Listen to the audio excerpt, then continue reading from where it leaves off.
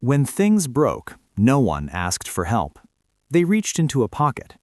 Not because they were trained to, because instinct remembered before logic did. A strap snapped, a crate wouldn't open, a letter needed cutting. Food came sealed too tight. Wood splintered the wrong way. Big tools were never nearby. Hands were. Whatever this was, it stayed close to the body, close enough to grab in the dark, small enough to forget until the moment it was needed.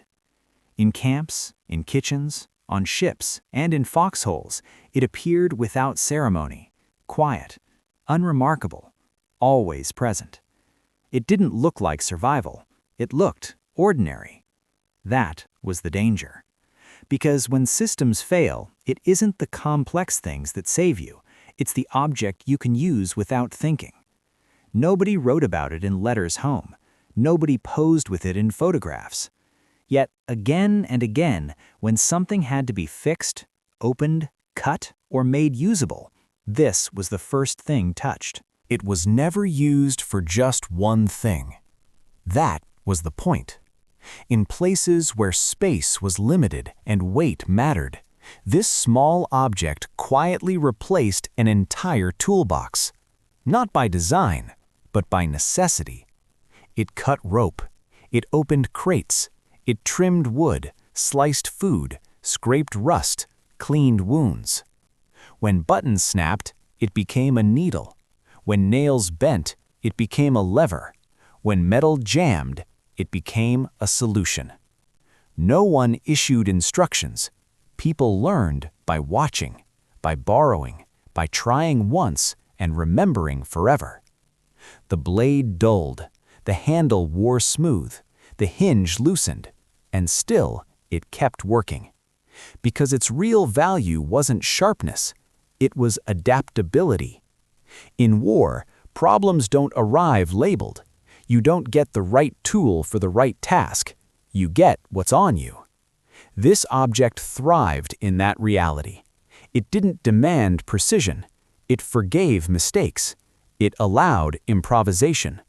Most importantly, it gave control back to the user. When systems failed and replacements didn't exist, the ability to fix something, anything, restored dignity. That mattered more than efficiency. It reminded people they weren't helpless. War removes choice. It dictates where you sleep, when you move, what you eat, and how long you wait.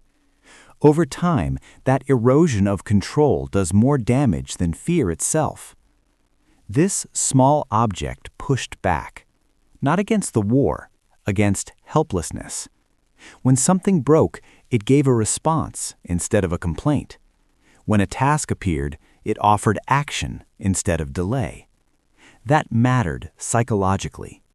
Control doesn't need to be large to be real. It only needs to be immediate. The act of unfolding it, deliberate, practiced, told the brain something important. I can still do something. Even maintenance became ritual. Wiping the blade, tightening the hinge, keeping it ready. Those moments grounded people. They shifted attention from what couldn't be changed to what could. That shift prevented mental collapse. Men who felt useful slept better. They spoke less about despair. They took responsibility for small things, and that responsibility spread. A sharpened blade meant readiness. A clean tool meant order. Order meant stability. The knife didn't create courage, it preserved it. Most of what this object did never made it into reports. There were no after-action summaries for cut ropes or pried lids, no medals for fixing something quietly before it failed completely. Yet those moments decided outcomes. A crate opened faster meant supplies reached the front before dark. A jammed strap freed in time meant a man moved instead of falling behind. A splinter removed prevented infection days later. None of this looked heroic. That's why it mattered. War history favors explosions and commands. It ignores the invisible chain of small actions that make larger ones possible. This tool lived inside that chain. It appeared when silence was required, when calling attention would have made things worse, when improvisation mattered more than protocol. Often, no one else noticed. The knife returned to the pocket, the problem disappeared, the moment passed. But survival accumulated from moments like these. Not dramatic, not loud, not remembered, just effective. No two of these tools aged the same way. Blades took on different curves, handles darkened in uneven places, nicks appeared where no one remembered the cause. Over time, it stopped being equipment. It became personal. People recognized their own without looking. The weight felt right. The resistance of the hinge was familiar. The balance matched the hand that had used it hundreds of times. Some carved initials inside the handle. Others didn't need to. Wear was enough. Lending it felt wrong, not because it was valuable, but because it carried habits, movements, solutions learned under pressure. In environments where everything was issued, numbered, and replaceable, this object resisted that logic. It couldn't be swapped easily. A new one wouldn't work the same. It hadn't earned trust yet. That trust was built slowly, through repetition, through moments when it worked exactly as needed. When someone was lost, the knife often remained, passed on quietly, used again. Its story continued, not as a relic, but as a function. When the war ended, most equipment was turned in. Uniforms were folded, helmets stacked, rifles accounted for. This wasn't. It stayed in pockets, in drawers, in coat linings that crossed oceans. At home, it changed jobs. It fixed fences, opened letters, cut fruit for children who had never seen a blackout, sharpened pencils, cleaned fish. It looked ordinary again, but the hands using it weren't. Every movement carried memory, not dramatic, practical, the kind learned when mistakes had consequences. People didn't talk about it.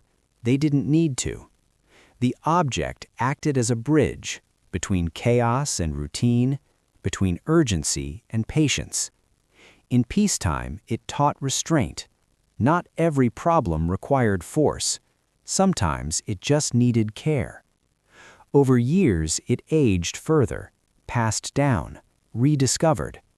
By then, its origin was often forgotten. Only the reliability remained. Modern life hides complexity behind convenience. Buttons replace skill. Systems promise solutions. When something breaks, we wait for updates, instructions, replacements. But when those systems pause, the old pressures return. Confusion, delay, helplessness. The lesson of this small tool isn't nostalgia, it's readiness. It asks a simple question. What can you do right now with what you have? Not what should exist, not what might arrive. What's already in your hand? The pocket knife worked because it respected human limits. It didn't demand precision infrastructure.